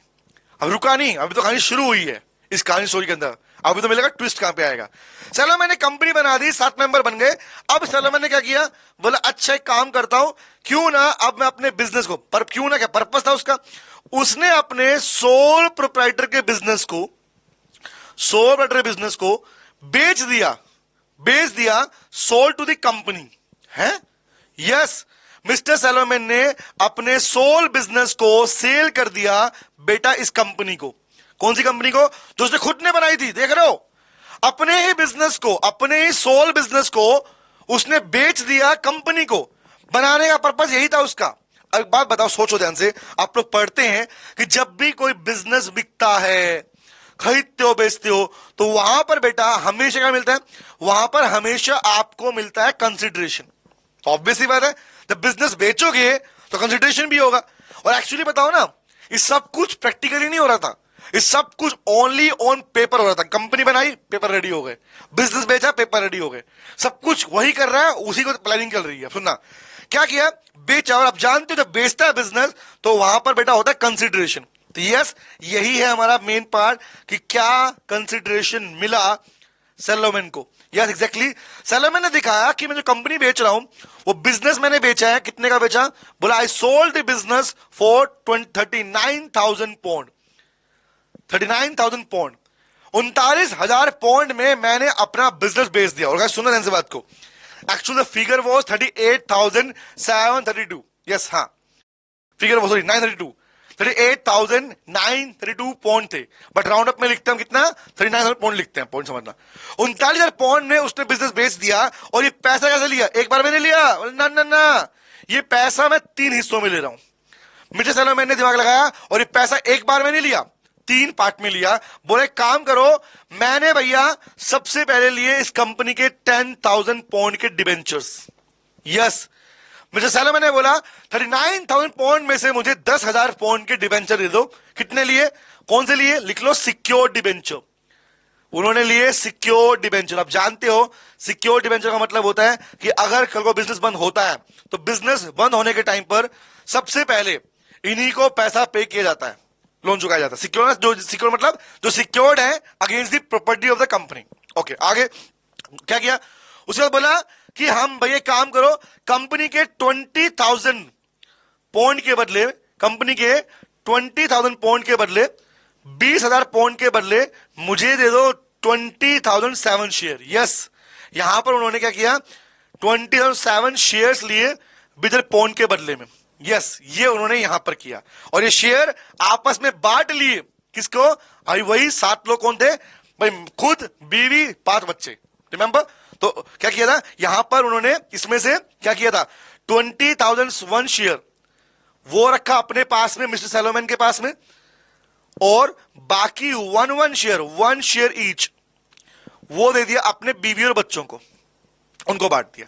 तो फर्स्ट पार्ट कितना, 10,000 पौंड सिक्योरिटी वेंचर, 20 पौंड और द शेयर वाला पार्ट, और बाकी अमाउंट लिया remaining in cash, and the remaining amount in cash, remaining amount cash में लिया। तो इस तरीके से सैलोमन ने अपने पूरे मॉडल को कन्वर्ट कर दिया, अपने सोल बिजनेस को बेचकर, किसको, सैलोमन को देने को। अब पूछे इस सैलोमन से, भैया इतना कुछ कर रहा, क्या सोच के बैठा तू। बोला मेरी प्लानिंग तो सुनो, अभी मैंने बिजनेस बनाया, कंपनी बनाई, बेचा, पेपर रेडी किए, किस लिए, सिर्फ और सिर्फ इन सब से पैसा लेने के लिए, इनसे बात करने के लिए, जो दिख रहे हैं ऊपर, जिन्होंने मेरे को मना किया मेरे मुंह पे, इन्हीं को सबक सिखाने के लिए मैंने ऐसा काम किया। तो क्या किया, कंपनी बन गई, बिजनेस रेडी हो गया, सब कुछ रेडी हो गया। अब गया सैलोमन किसके पास में, अब गया सैलोमन इन लोगों के पास दोबारा से, इन लोगों के पास दोबारा गया। रिमेंबर क्या बोला करके, बोला बात ऐसी है भाई, तुमने मुझे मना किया था। बोला हाँ किया था, क्यों मना किया था, बोलता रहा बिजनेस सोल बिजनेस था, अब सोल बिजनेस नहीं है, मैंने अपना बिजनेस कंपनी को बेच दिया। भाई एक कंपनी है सैलोमन एंड कंपनी लिमिटेड, मैंने उसे बिजनेस बेच दिया। बोला तेरी कंपनी, बोला हाँ मैं कंपनी में एमडी हूं, मैं कंपनी का डायरेक्टर हूं, रिमेंबर शेयर भी मेरे पास में है, तो अब तुम ही कहते हो शेयर, हाँ तुम मुझे पैसा दे सकते हो। यस, वो लोग बोले हाँ यार बात तो सही है कि कल को हमारा सैलोमन मर भी गया, कुछ भी हो जाए, हमें पैसा मिल जाएगा, मिल जाएगा। तो फाइनली वो लोग अग्री हो गए बेटा। यस, वो 5 लोग अग्री हो गए सैलोमन को पैसा देने के लिए। यस, फाइनली मिशन सक्सेसफुल हो गया। मतलब इन शॉर्ट ये 5 लोग जिन्होंने पहले मना किया था, they agree to pay the amount to mister Salomon. वो 5 के पास क्या हो गए और वो रेडी हो गए, सैलोमन को नहीं, बोला हम देंगे पैसा, किसको, कंपनी को देंगे भाई, हम तेरे को नहीं जानते। अब भी क्या बोले, बोले ये पैसा हम देंगे भैया, किसको, कंपनी को देंगे। तो फाइनली दे अग्रीड कि हाँ देंगे पैसा, लेकिन कैश नहीं देंगे। चालू थे, बोले हम करेंगे कंपनी को 7,000 पौंड के डिवेंचर लेंगे, हम भी डिवेंचर लेंगे, हम भी डिवेंचर लेंगे। बोले ले लो, सैलोमन को चाहिए पैसा, सिंपल सी बात है। क्या किया उन लोगों ने, 7,000 पौंड के लिए unsecured debenture, guys unsecured debenture, unsecured debenture उन्हें लिए इतने के, और आप जानते हो सिक्योर अनसिक्योर डिफरेंस यही है कि सिक्योर मतलब पैसा पहले इनको मिलेगा बाद में उनको मिलेगा। अब सुनो कहानी, पैसा आया, पर्पस पूरा हुआ, सैलोमन का टारगेट था अब बिजनेस करूंगा, पैसा आ चुका है और फाइनली सैलोमन ने बिजनेस स्टार्ट कर लिया। अब सुना कहानी आगे बात करना। बट होता है ना भैया, जब आप कुछ गलत सोच रहे हो तो गलत हो जाता है। यहां पर इतनी पूरी प्लानिंग के बाद, इतना काम करने के बावजूद भी अब जो बिजनेस सैलोमन कर रहा था लेदर शू मैन्युफैक्चर का, बिजनेस एक्सपेंड होने की जगह समय ऐसा आया कि भैया बिजनेस डूब गया। क्यों डूब गया? कह रहा भैया इंग्लैंड में, यस एक्चुअली हुआ था, ब्रिटेन में उस समय पर हुआ था ट्रेड ऑफ। ब्रिटेन में उस समय आया था ट्रेड ऑफ। ट्रेड ऑफ मतलब होता है बिजनेस में, व्यापार में गैप आना। मतलब जो डिमांड, सोचो एक तरफ सोच रहे हो कि मैं बिजनेस बढ़ाऊंगा, एक्सपेंड करूंगा, सेकंड तरफ तुम्हें इंफॉर्मेशन मिलेगी यार जो तुम करंटली कर रहे हो वही बिजनेस बंद हो जाएगा तुम्हारा। अब बताओ क्या करोगे? तो यही हुआ बेटा, सैलोमन के ब्रिटेन में बिजनेस में ट्रेड ऑफ आया, गैप आया, और जो गवर्नमेंट पहले उसे सामान ले रही थी उसी ने मना कर दिया, सॉरी भैया हम तुमसे और ना ले पाएंगे, हमें माफ कर दो, हमको माफ कर दो, हमसे गलती हो गई है ना, मेरा मुंह तो निकल गई। उसने मना कर दिया भाई, सिंपल सी बात है। जो ऑलरेडी बिजनेस था वो भी डूब गया और प्लस में जो नया बिजनेस था वो तो आया ही नहीं।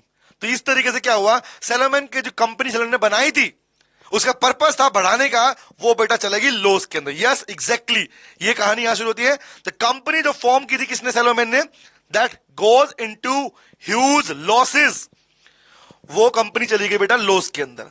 अब सुनना कहानी ध्यान से, अभी तक देखना, अभी तक स्टोरी चल रही है, एनएसएस मतलब स्टोरी चल रही है, कहानी चल रही है, प्लेंटिफ नहीं आया अभी तक, ध्यान रखना। ओके आगे आता हूं। अब क्या हुआ, लॉस मतलब कौन सा, ह्यूज लॉस। और मैंने क्या बोला, जब भी किसी कंपनी में लॉस होता है ना, वो लॉस अगर ह्यूज लॉस वाली कंडीशन में कन्वर्ट हो जाए, which means a business can not be continued accept eight loss, तो उस केस में बेटा कोर्ट आता है पिक्चर में, और वहां पर कोर्ट ऑर्डर पास कर देता है बेटा कंपनी के लिए फॉर लिक्विडेशन। तो यस यहां पर भी हुआ, court passes, court pass an order of liquidation, passed an order for liquidation. Court ने क्या किया, ऑर्डर ऑफ लिक्विडेशन, लिक्विडेट कर दो। तो ये क्या होता है, लिक्विडेशन का मतलब होता है बेटा कि कंपनी की जो प्रॉपर्टी संपत्ति है ना, वो सारी संपत्ति बेचकर जो पैसा आता है उस पैसे से कंपनी के जो लोन देने वाले लोग हैं उनका पैसा चुका दो। ये होता है लिक्विडेशन का पार्ट, ठीक है। इसके लिए एक पर्सन अपॉइंट करता है कोर्ट, जो होता है लिक्विडेटर बोलते हैं। The person who is appoint by the court, किसके लिए लिक्विडेशन के होता है, लिक्विडेटर बोलते हैं। तो अब क्या हुआ, अब यहां पर कोर्ट के बिहाफ पर कौन खड़ा है, यहां खड़ा है बेटा लिक्विडेटर। कौन खड़ा है, यहां खड़ा है लिक्विडेटर। अब सुनना क्या हुआ, अब जब कंपनी बंद होने के कगार पे आ गई तो ये लोग भी रो रहे हैं भैया हमारा पैसा हमारा पैसा, ये भी कह रहा मेरा पैसा मेरा पैसा। अब पिक्चर में ट्विस्ट आता, सुनना ध्यान से बात को। एक्चुअली इस केस में दो जजमेंट आए थे, पहले एक कोर्ट में गया फिर सेकंड कोर्ट में गया। पहले वाले कोर्ट में क्या हुआ, अब सुनना बात करनी का, जब लिक्विडेशन हुआ और लिक्विडेटर ने प्रॉपर्टी को, किसको, सैलोमन की कंपनी की जो प्रॉपर्टी चेक करी तो पता चला कि एक्चुअली पूरी प्रॉपर्टी की जो वैल्यू है बेचने के बाद में, जो दिख रहा है तुम्हें ये वाला, ये सारी प्रॉपर्टी जो बिकेगी, बिक आके जो मिलेगा उसका मिलेगा ओनली 6000 पाउंड। मतलब जिसको आप बोलते हैं ना रियलाइज अमाउंट बोलते हैं ना अपने पास में, प्रॉपर्टी बेचने का पैसा आता है। तो क्या हुआ, ह्यूज लॉस के बाद में द रियलाइज अमाउंट, जो अमाउंट निकल के आती है बिजनेस की, the realise amount, realisation amount कितनी निकली, वो निकली बेटा आपके पास में 6000 पाउंड, 6000 पाउंड। अब ये जो प्राणी बाकी हैं बोले अरे थैंक गॉड चलो कोई बात नहीं, 7000 पाउंड दिए थे, 6 तो मिल ही जाएंगे, 6 तो मिल ही जाएंगे, नहीं मिले। सुनो क्या होता, पहले जन्म में क्या हुआ था, जब ये लोग, कौन से लोग, ये लोग गए लिक्विडेटर के पास में, बोले भैया हमको पैसा दे दो, तो उसको भी लगा अच्छा ऑब्वियसली, इन्होंने क्या बोला, इन्होंने बोला ये कंपनी सैलोमन ने बनाई थी, देख लो साहब सैलोमन ने कंपनी बनाई, इसको बोल रहे हैं लिक्विडेटर को बोल रहे हैं ये कंपनी इसने ही बनाई थी, सारे मेंबर घर के हैं, है ना, ये हमने फ्रॉड करने के पर्पस से बनाई थी, सब कुछ ऐसा बोला हुआ। तो फाइनली स्टार्टिंग में फर्स्ट कोर्ट ऑफ लॉ ने जजमेंट दिया था इनके फेवर में, लेकिन सैलोमन को आया गुस्सा फिर से। सैलोमन ने बोला भैया सारी बात एक तरफ, मैं भी तो डिबेंचर होल्डर हूं, और ये तो कौन से हैं, ये तो अनसिक्योर्ड है, मैं तो सिक्योर्ड वाला हूं, मैं तो सिक्योर्ड वाला हूं, तो एज पर द लॉ तो मुझे मिलना चाहिए। तो इसलिए जब फर्स्ट जजमेंट गया था इनके फेवर में तो वहां पर सैलोमन ने केस फाइल किया था बेटा, सुन लो ध्यान से, इसलिए केस में लिखा हुआ है Salomon versus Salomon company limited. Salomon ने केस फाइल किया अपनी ही कंपनी पर, yes exactly, mister Salomon filed a suit against Salomon and company limited. Yes बेटा यस, हमेशा केस स्टडी में जो फर्स्ट नाम लिखा होता है मोस्टली वही केस फाइल करता है, सेकंड केस फाइल करता है। तो आया एनएसपीसी में, एन क्या है, एन तो ये रहा नेम, ये थी पूरी स्टोरी। अब आया प्लेंटिव, तो question is who filed shoot against हुम। तो पी फॉर प्लेंटिव कौन है, किसने केस फाइल किया, तो लिखो mister Salomon. Mister Salomon filed मतलब सबमिट किया, फाइल्ड ए शूट, शूट बोलते केस को, shoot against the Salomon and company limited. Yes, उसने अपनी ही बनाई कंपनी पर, सैलोमन एंड कंपनी लिमिटेड, उसने अपनी ही बनाई कंपनी पर केस फाइल कर दिया, मेरे लाल केस फाइल कर दिया। तो एनएसपी पी फॉर प्लेंटिव किसने केस फाइल किया। अब आता सी फॉर को जजमेंट। बताओ बताओ, सोचो, गैस करो, क्या लगता है कोर्ट ने क्या जजमेंट दिया होगा। सोचो, कोर्ट ने क्या जजमेंट दिया होगा। यहां पर केस फाइल हो चुका है, केस में सारी कहानी सुनाई। सैलोमन बोला देखो भैया जज साहब मेरी बात सुनो जज साहब, मैं तो सिक्योर्ड हूं ना, ये तो अनसिक्योर्ड है ना, तो पैसा किसको मिलना चाहिए, तो 6000 पॉइंट का अमाउंट निकल के आया है, ये इनको मिलना चाहिए मुझे मिलना चाहिए। बताओ क्या लगता है बेटा, जजमेंट किसके फेवर में गया होगा, जजमेंट किसके फेवर में गया होगा। यस हर्ष राधा बताइए, जजमेंट किसके फेवर में गया होगा। सोचो सोचो, गैस करो गैस करो गैस करो, किसके फेवर में, सिक्योर्ड वाले, अनसिक्योर्ड वाले, सिक्योर्ड वाले, अनसिक्योर्ड, सर इसके फेवर में, वेरी गुड, सैलोमन के फेवर में गया जजमेंट। यस, क्योंकि याद रखना जब इमोशंस आते हैं ना, इमोशन की मेरे डूब गए मेरा डूब गया, हाँ, कोर्ट इमोशन पे नहीं चलता भाई, हमारे जैसे कानून भी इमोशन चलता है कोर्ट प्रोविजन के ऊपर। तो इन शॉर्ट अगर आज भी ऐसी कोई कहानी दोबारा उठ के आती है जहां पर आप सिक्योर्ड और कोई अनसिक्योर्ड है, तो वहां पर कोर्ट ने बोला भैया as per the provision of the companies act secured debenture को पहले पैसा मिलता है, और वही डिसाइड हुआ था यहां पर। तो लिखो यस, द हायर कोर्ट, क्या किया कोर्ट है, लिखो court held that, the court held that. Guys जब भी अपने पास में आप लिखते हो ना, अपने पास में जजमेंट लिखते हो कोर्ट वगैरह, याद रखना you can start that court held that, court decided that, it was held that, आप ऐसे लाइन लिखोगे इसके अंदर, ठीक है, ओके सिखा रहा हूं। तो ये वाला court held that the Salomon कौन, Mister Salomon is separate from the company and as he is a secure debenture holder, क्योंकि वो क्या है, वो secure debenture holder है, and he is a secure debenture holder,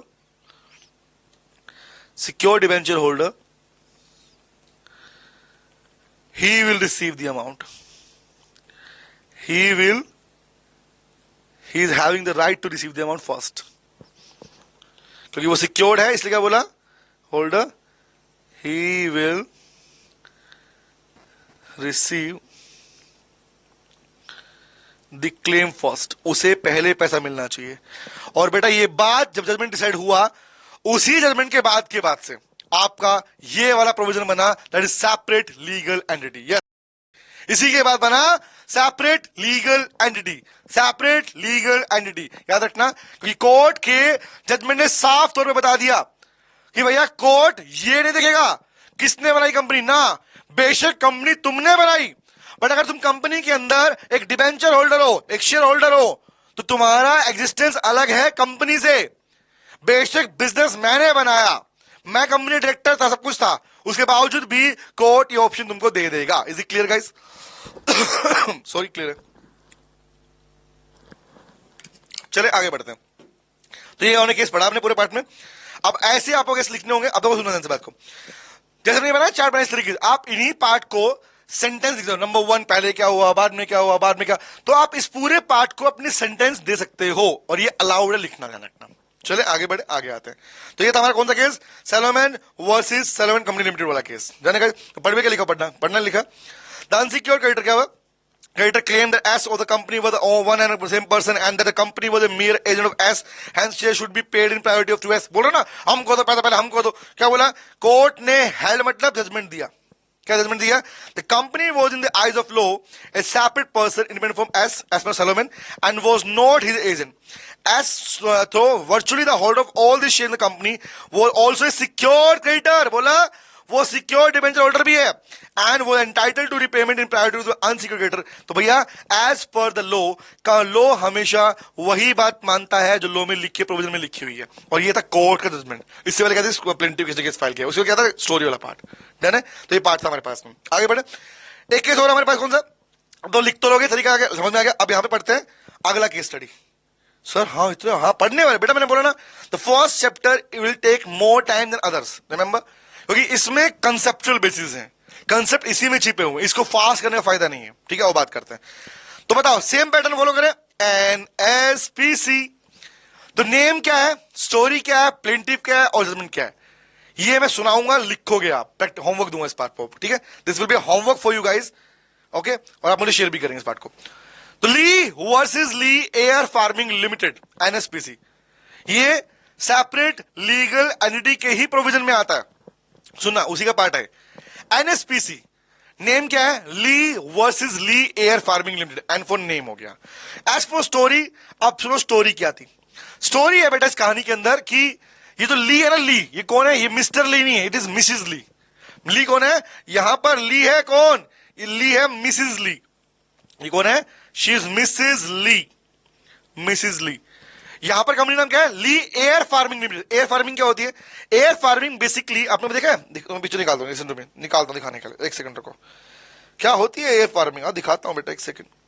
ये क्या होती है एयर फार्मिंग, एयर फार्मिंग कि आसमान से फ्लाइट्स के थ्रू जो आप खेती की, जो फॉरेन में है ना, माउंटेन से खेती वगैरह होती है, तो वहां पर पेस्टिसाइड डालने के लिए, पानी डालने के लिए, remember they are using the choppers, remember, तो बोलते हैं air farming. Let me show you the picture, निकल जाए तो दिखाई दो तुम इस टाइम पे, सेम टू सेम, एक सेकंड निकल जाएगी पिक्चर। एयर फार्मिंग ये होती है बेटा, एयर फार्मिंग निकाली पिक्चर तुम्हारे लिए, मैंने देखो दिख रही है, ये एयर फार्मिंग। तो इस तरीके से क्या होता है, इस तरीके से फॉरेन के अंदर वहां पर खेती वगैरह होती है, रिमेंबर। तो जो इस टाइप के फ्लाइट्स होते हैं, उससे फसलों में खेती वगैरह करने के लिए, वहां पर खाद डालने के लिए ये यूज किए जाते हैं। तो भैया जो कंपनी थी, लिसन टू मी, जो कंपनी यहां पे थी, सुनना, ये जो कंपनी थी, इस कंपनी काम था ये सब काम करना, सुना ध्यान से बात क्या बोल रहा हूं, ठीक है। अब पूरी कहानी सुनो, कहानी में ट्विस्ट, कहानी क्या है, let's start the story. Mrs Lee और कंपनी का नाम है ली एयर फार्मिंग लिमिटेड। तो मिसिस ली के जो हस्बैंड थे मिस्टर ली, मिसिस ली के जो हस्बैंड थे मिस्टर ली ने कंपनी बनाई थी, सुनना, मिस्टर ली ने कंपनी बनाई थी, ठीक है, मिस्टर कंपनी बना, और कंपनी के अंदर मिस्टर ली शेयर होल्डर भी थे, कंपनी के डायरेक्टर भी थे, और कंपनी में चीफ पायलट का भी काम करते थे, मतलब इन शॉर्ट उड़ाया करते इसको, रिमेंबर। तो चीफ पायलट भी थे, एमडी भी थे, और कंपनी शेयर होल्डर भी थे, ठीक है, अच्छा वाला काम भी करते थे, इन शॉर्ट वो कंपनी के एम्प्लॉय भी थे और कंपनी डायरेक्टर भी थे।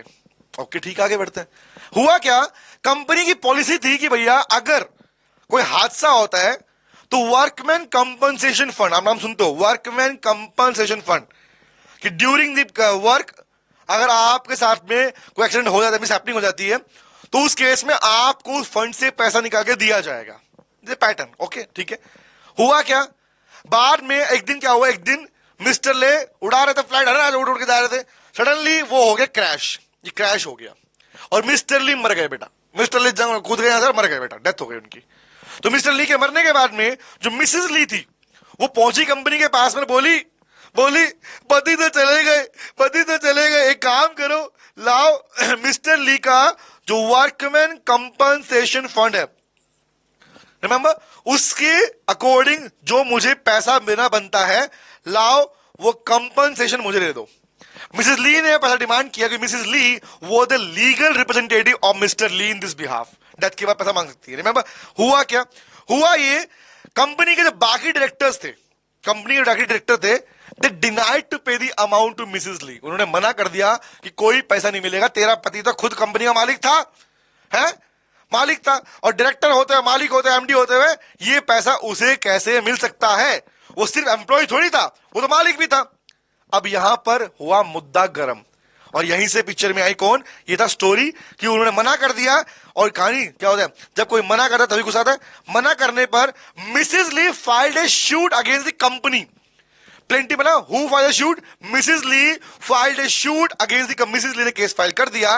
एंड बताओ कोर्ट का जजमेंट क्या है? क्या हुआ? कोर्ट में सब बताया कि देखो सर, मेरे पति तो एम्प्लॉय भी थे इसके अंदर, कंपनी के अंदर, ये मेरी बात नहीं मान रहे हैं, बीइंग एन एम्प्लॉय उसे फंड मिलना चाहिए, कंपनी से मिलना चाहिए, मैं उसको तो पॉइंट इज सबने मना किया। बट अब क्या हुआ बताओ?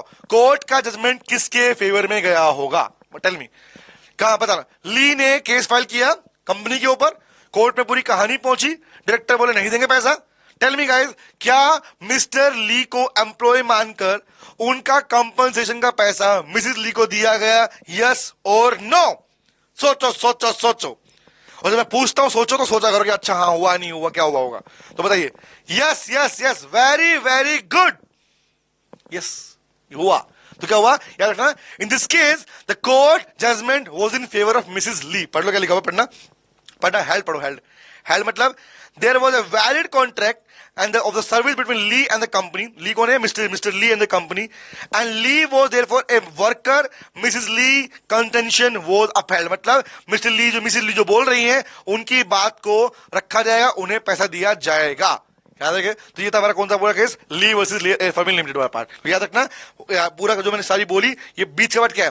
दिस द एग्जांपल, इसको हाईलाइट करता हूं। This part is a story part guys, this part is story part.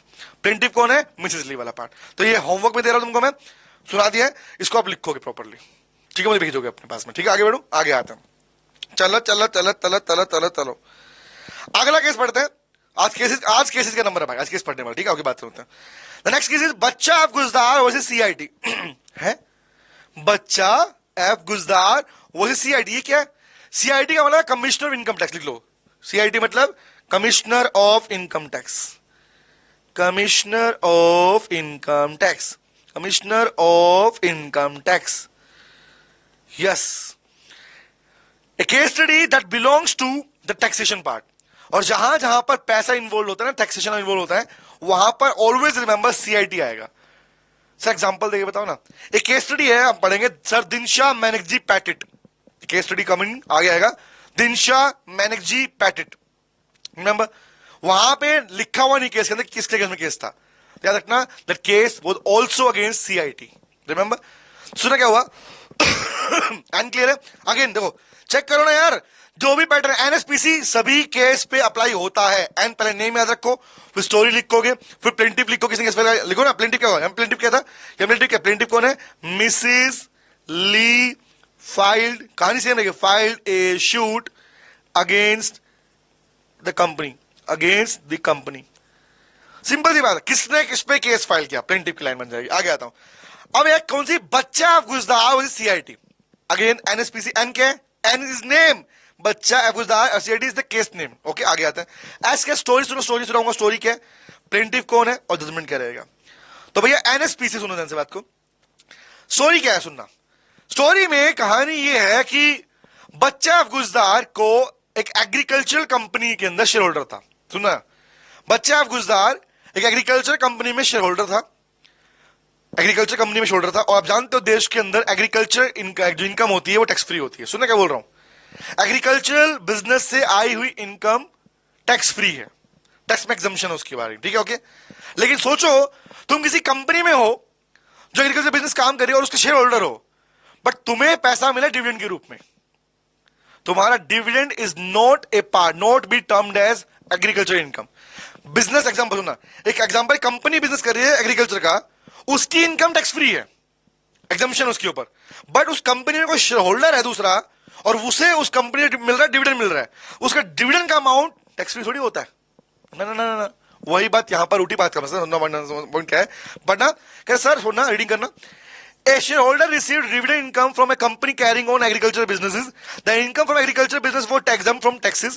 The shareholder continued that her dividend income should be treated as agricultural income. कह रहा है भैया, बच्चा गुजदार जो था कंपनी में शेयर होल्डर था, कौन सी कंपनी थी? एग्रीकल्चर कंपनी थी। और बोला मेरी इनकम भी, जो मुझे डिविडेंड का पैसा मिलता है, ये पैसा भी टैक्स फ्री होना चाहिए, तो मैं टैक्स पे नहीं करूंगा। तो भैया उसका टैक्स काट लिया, उसे रिफंड नहीं दिया, उसे डिपार्टमेंट ने रिफंड नहीं दिया। क्योंकि नॉर्मली जानते हो, आप अगर टैक्स भरते हो और आपकी टैक्स की लायबिलिटी नहीं बनती है, रिमेंबर, आपने टैक्स पे कर दिया तो आप अपना टैक्स रिफंड ले सकते हो। तो बोला नहीं नहीं, मेरा टैक्स बनता ही नहीं है, मेरी इनकम भी टैक्स एग्जम्पशन है। अब हुआ क्या, यहां पे कहानी बिगड़ी और डिपार्टमेंट ने मना कर दिया, will not refund your amount, will not refund the taxation part, आप पे टैक्स लगेगा लगेगा पढ़ना क्या पढ़ना करना क्या sir, and therefore exam from tax. अब यहां बताओ, इस बात से गुस्सा होके बच्चा गुजदार फाइल ए शूट अगेंस्ट डिपार्टमेंट, इसने केस फाइल कर दिया भाई कि ऐसे कैसे पैसे नहीं दोगे मेरे, मेरा जो पैसा काटा है मेरा पैसा मुझे वापस दो। अब बताओ क्या लगता है, क्या बच्चा अफगुदा सही बोल रहा है या कोर्ट ने क्या जजमेंट दिया होगा? द कोर्ट हेल्ड दैट, क्या बताओ, सोचो गेस करो, क्या बच्चा अफगुजार जो कह रहा है कि नहीं नहीं नहीं मेरा पैसा मैं टैक्स नहीं दूंगा, मेरी इनकम एग्रीकल्चर इनकम है, बताओ can you please tell me क्या मिला? कोर्ट ने जजमेंट किसके फेवर में दिया होगा? सीआईटी डिपार्टमेंट के केस में फेवर में या गुजदार के फेवर में? सोचो, गैस करो भाई, गैस करो। कोर्ट ने जजमेंट किसके फेवर में दिया होगा? दिया होगा, सोचो सोचो सोचो। सर इसकी इनकम एग्रीकल्चर इनकम नहीं है, इसकी इनकम डिविडेंड इनकम है। Very good, CIT, CIT. Best simple सी बात बोला मैंने आपको। आज एग्जांपल के लिए मान लो हम लोग हैं, सुनना ध्यान से बात को, हमें एक कंपनी डिविडेंड आता है, इंटरेस्ट की पेमेंट आती है, हमने लोन दिया है इंटरेस्ट आता है, हमने शेयर ले रखे डिविडेंड आता है। बट जिस इनकम से आता है वो इनकम जो कंपनी है, वो कंपनी इस देश में एग्रीकल्चर प्रोडक्ट बेचती है, बनाती है, बेचती है। तो मुझे लगा रहे अच्छा ये डिविडेंड का पैसा भी, इंटरेस्ट का पैसा भी क्या है, ये भी एग्रीकल्चर इनकम का पार्टी है, तो मैं टैक्स फ्री है। Answer is no, answer is no. वही यहां पर वो पढ़ने का लिखा है, the court held that the company was separate person from its member having its own business and its own income. The company received income received by share holder was not the same income as earned by the company. Always remember, जो income shareholder को मिल रही है वो income same income treat नहीं होती है, इसलिए the judgement was in favour of CIT, not in favour of Bachha Guzdar. Again court ने क्लियर कर दिया कि मेंबर अलग है, कंपनी अलग है। Even you are a share holder in company, but तुम अलग हो और कंपनी अलग है। कंपनी का बिजनेस अलग काउंट होगा, उसकी इनकम अलग काउंट होगी, तुम्हारी इनकम अलग काउंट होगी। क्लियर है? तो ये हमारे तीन केस लॉज, कौन से हमारे किसके ऊपर? केस लॉज ऑन सब, किसके ऊपर? हमारे case laws on separate legal and, सबसे लेंथी पार्ट यही हमारे पास, सबसे लेंथी पार्ट यही था हमारे पास में। ठीक है, आगे बढ़ू, चले चले चले अगला। अब भैया तुमने ये तो जान लिया कि कंपनी बेवफा है, मतलब सेपरेट लीगल एंटिटी, मतलब कंपनी और मेंबर का एग्जिस्टेंस अलग अलग होता है। अगला आता है हमारे पास कौन सा, कि बेवफा है। अब बताओ ना, जो बेवफा निकली, क्या उसे तुम्हारे जीने में फर्क पड़ता है क्या? सोचो, जो बेवफा है, जिसने कभी प्यार नहीं किया तुमसे, छोड़ के चली गई, क्या उसे तुम्हारे जीने मरने से फर्क पड़ेगा क्या? कोई फर्क नहीं पड़ता। पत्थर दिले भैया उस टाइम पे, तुम रो रहे हो, मुझे प्यार करता हूं, भाड़ में प्यार तेरा, तुम मरे जिए मुझे फर्क नहीं पड़ता। तो क्वेश्चन इज, वही कहानी यहां पर है, इसको बोलते हैं परपिचुअल सक्सेशन। कंपनी बेवफा होने के साथ साथ में पत्थर दिल वाली भी है। मतलब कहने का मतलब क्या रीजन है, सुनना, परपिचुअल सक्सेशन। इसका मतलब क्या? इसका मतलब ये होता है बेटा, even the member of the company में रिटायर, में गेट इंसॉल्वेंट और में डाइड, चाहे मर जाए, रिटायर हो जाए या हो जाए इंसॉल्वेंट, कंपनी का बिजनेस चलता रहता है। I am asking question guys, बताना मुझे, सुनो इस बात को। धीरू भाई अंबानी एंड हुज कजन मतलब चंपक लाल दमानी, धीरू भाई अंबानी ने रिलायंस कंपनी को चालू किया था। आज वो नहीं है, आज वो मर गए, डेथ हो गई उनकी। क्वेश्चन इज, क्या कंपनी बंद हो गई? तो नहीं बंद हुई। दूसरा सुनो, मुकेश अंबानी आज अगर हैं, एक टाइम तो सबके होने वाला टाइम होने वाला है, जब वो नहीं रहेंगे कंपनी बंद हो जाएगी? आंसर इज तब भी बंद नहीं होगी।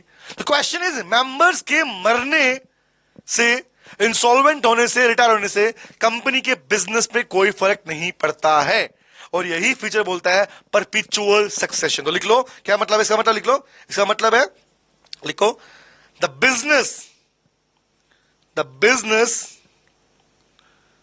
Of the company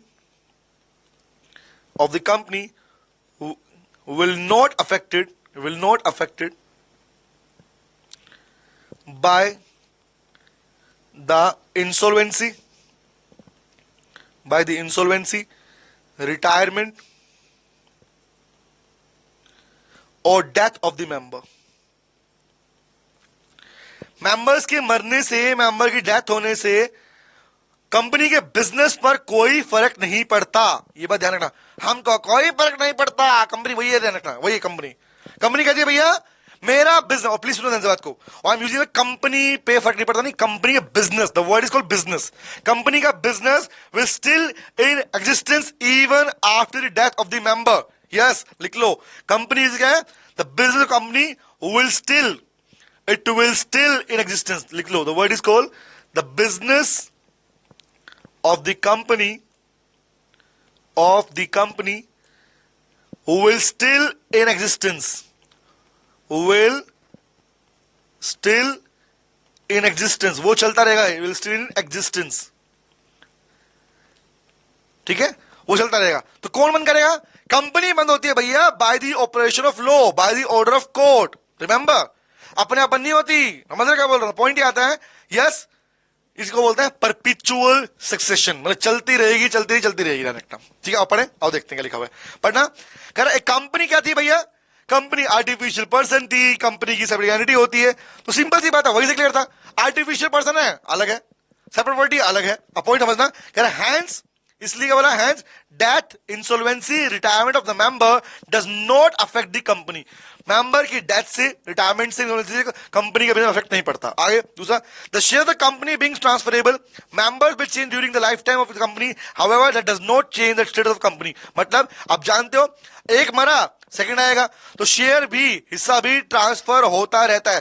Dhirubhai Ambani ने अपने दोनों बेटों के नाम पर प्रॉपर्टी ट्रांसफर की थी, रिमेंबर, ट्रांसफर की थी, तो शेयर ट्रांसफर हो गया। आज मुकेश अंबानी है, वो अपने बच्चों नाम में ट्रांसफर कर देगा, तो ट्रांसफर हो रहा है ना, शेयर ट्रांसफरेबल नेचर के हैं। तो मेंबर जिए मरे उससे फर्क नहीं पड़ता कंपनी के बिजनेस में। क्या पढ़ना? कह रहा है sir, the company goes on for ever and continue to exist till it wound up and dissolve. कौन सा वाउंड? मतलब बाय द कोर्ट, जब तक कोर्ट, बाय द कोर्ट, जब तक कोर्ट ऑर्डर पास करके कंपनी बंद नहीं करता, कंपनी का बिजनेस चलता रहता है, वो बिजनेस बंद नहीं होता है गाइस। ठीक है, इसी को बोलते हैं परपिचुअल सक्सेशन। क्लियर है, समझ में आ गया? तो अब एक काम करते हैं, अब बचे हमारे पास नेक्स्ट पॉइंट कौन सा है? द सेपरेट प्रॉपर्टी वाला पार्ट, और बचा हमारे पास कॉमन सील वाला पार्ट। तो in the next session will continue this part guys, okay. तो वहां पर हम सीखेंगे प्रॉपर्टी वाला, बाकी फीचर वाला पार्ट, और फीचर हम करेंगे अपना नेक्स्ट टॉपिक कौन सा है? द टाइप ऑफ कंपनी वाला पार्ट। तो अगली क्लास में हम करने वाले हैं हमारे पास काइंड ऑफ कंपनी, और इसी कुछ फीचर बच्चे वो वाले पार्ट करने वाले हैं, फिर एक खत्म हमारे पास में हो जाएगा। ठीक है, तो तब तक bye bye, take care, thank you very much, and see you the next class guys, thank you very much, bye guys, take care, bye bye.